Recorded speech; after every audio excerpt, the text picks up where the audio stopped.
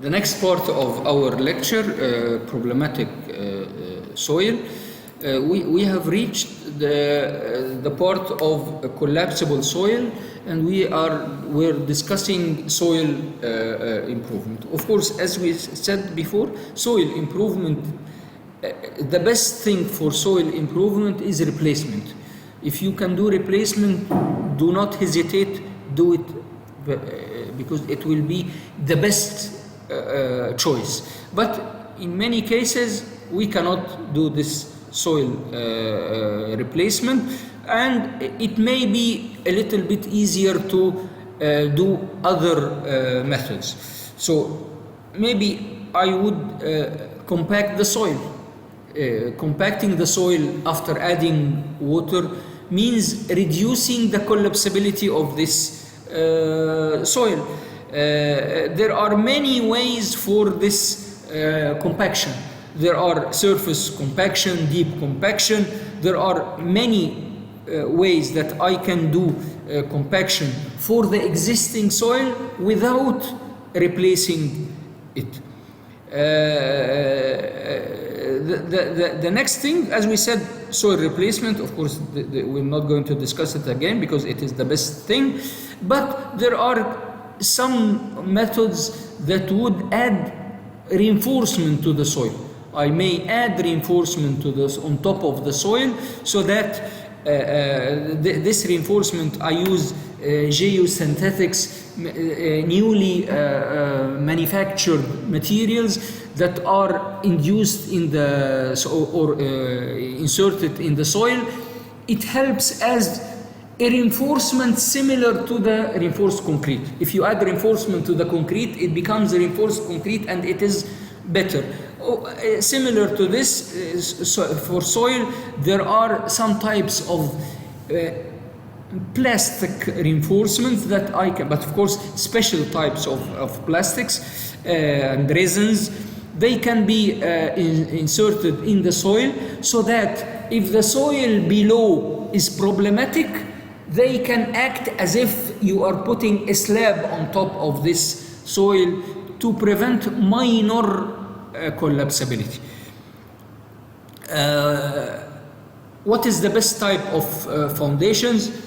Here, shallow foundation is not the best type, opposite to the other one. Shallow foundation, of course, is not the best type. If I use, I don't mean shallow foundation, I mean isolated footings. If I use isolated footings, then this would be my economic solution, but not the best solution, because shallow foundations, isolated footings, may be faced with differential settlement all over. So I can use them, but with precaution. What are these precautions? As we said, the ground beams should be very, very strong. The footings should be very well reinforced, very well connected to the columns, very well connected to the ground beams, and I should expect that there would be some minor changes. But in this case, if I use a different type of shallow foundations, say a raft foundation or a strip foundation or any other type, it would be better, because in this case using one footing for the whole building is a better performance for or using a strip footing for many columns is a better performance on top of this type of soil. Deep foundations, of course, here it is very, very good. If I use deep foundations, it will be the best solution for that, because I'm just ignoring the top layer that is very collapsible, and I will go down with my load to the lower layers, so it will be a very, very good solution. But of course it is a little bit expensive expensive for as a type.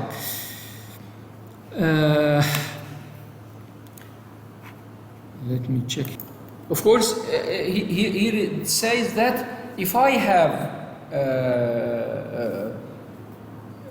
pile penetrating a top layer of collapsible soil and reaching the good layers below, then in this case I will ignore everything that is on top of this good layer. Everything that is on top of this good layer cannot carry the pile. The start of carrying the pile will be from the layer, the good layer below. So I start from there. Everything that is on top is not working. But here something that we should say. Suppose you have 3 layers, not 2 layers. I have very good layer, followed by collapsible layer, followed by very good layer. If I want to design a pile, what layers will work and what layers should I ignore? Of course, the below layer will work because this is what I want to reach with my pile. And the problematic layer I will ignore. This question here is concerning the top layer. The top layer is good, but it is followed by a problematic layer. Will I consider the top layer or ignore? Anyone can think?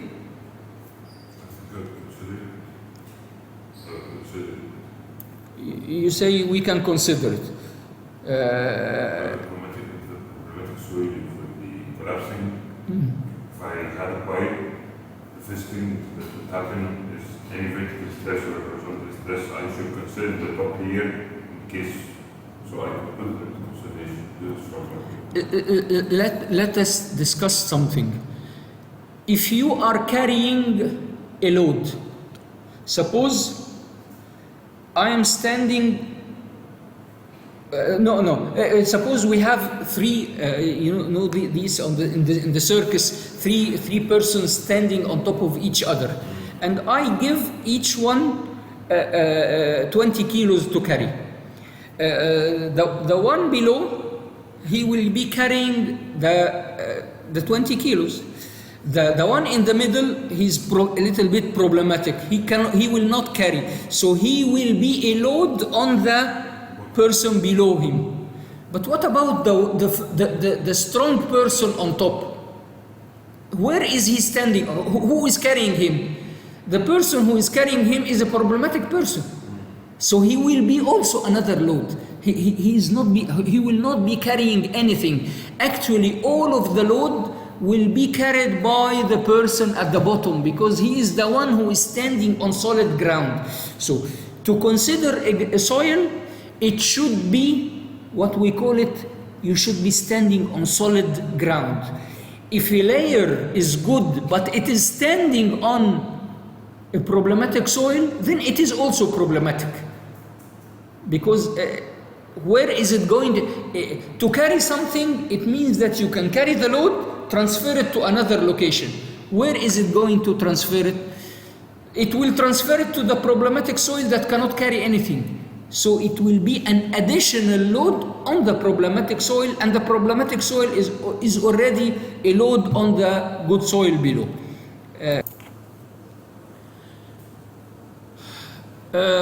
Probability of presence in Egypt, this is for the third type, which is the soft clay. Soft clay this is an old type of problematic soil. Nile Delta, North Coast, and Port Said. Port Said is very well known for that. Port Said, you may have soft clay to a depth reaching 50 meters below ground. When we were constructing the tunnels below the Suez Canal, one of the tunnels was in Port Said area. It was very big problem because it is a tunnel, and the tunneling boring machine was going to penetrate very soft soil. So it was a problem, and they had to improve the soil before drilling in it. Otherwise, the drilling machine would sink in this type of soil. So it is a very big problem. It is found in many locations: Alexandria, Kafr el-Sheikh, Port-Said, Manzala, Damietta. All of these are known for having very soft clay. Why are they going to damage our structure? Because they are going to they are very compressible, and the amount of settlement will be very high to the extent that the structure will be damaged. How can we know this or determine this type of soil? This is also very, very good point that you have to consider. Please concentrate on this point, because in some cases there are problems that are always faced in engineering life. This is one problem that you always face in engineering life. You will find that you have a site investigation, you get samples from the site investigation, you study these samples, and you find that you can say that this is a good clay. Why good clay? Because you received good clay samples. But what about soft clay? What is the definition of soft clay? A definition of soft clay that it is very soft. You cannot take samples. If you go to the site, try to take samples, the sampler will go down and will come empty with no samples. If you have pieces of clays, it means that you are only getting the good clay. But what about the soft clay? It seeped and left the sampler. So if you depend on classifying the soft clay in the lab, you will never classify it as soft clay, because soft clay samples will never reach the lab. It will always be lost during drilling. So I have to study the soft clay on site. This is the major problem, because you find in many locations you have a site investigation, you get the result, and the results say you have good clay. And when you go to and start construction, you find that within this good clay, or on top of this good clay, there is soft clay. But what happened is that the samplers were empty or partially full with good clay, and the soft clay left the sampler. So they were missed. Nobody discovered that there was very soft clay at this location. So how can I do this? I should go on site. What will happen is that they bring this cross blades, something like marwaha. In Arabic we call it marwaha. Two perpendicular blades. They press these perpendicular blades till they reach the soft clay layer. And what they try to do is that using this rod in the middle, they try to rotate this soft blade in the ground. And they study, they calculate the torque that is required to revolve these two blades one cycle. If I have very good soil, then the torque will be high. If I have very soft soil, the torque will be low. So this is exactly what is happening. You press this double perpendicular blades in the soil, try to exert a torque to rotate it, calculate the amount of torque that is required for one cycle, and record this. If it is very low, then this is very soft clay. There is another way for determining this based on the number of blows of the SPT. If I perform SPT and I get a number of blows from 0 to 2, very, very low number of blows, it means that this is very soft clay. So this is another way for determining it.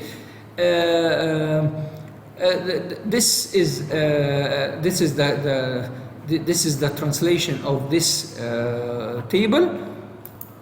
These are minor tests that we can do on site.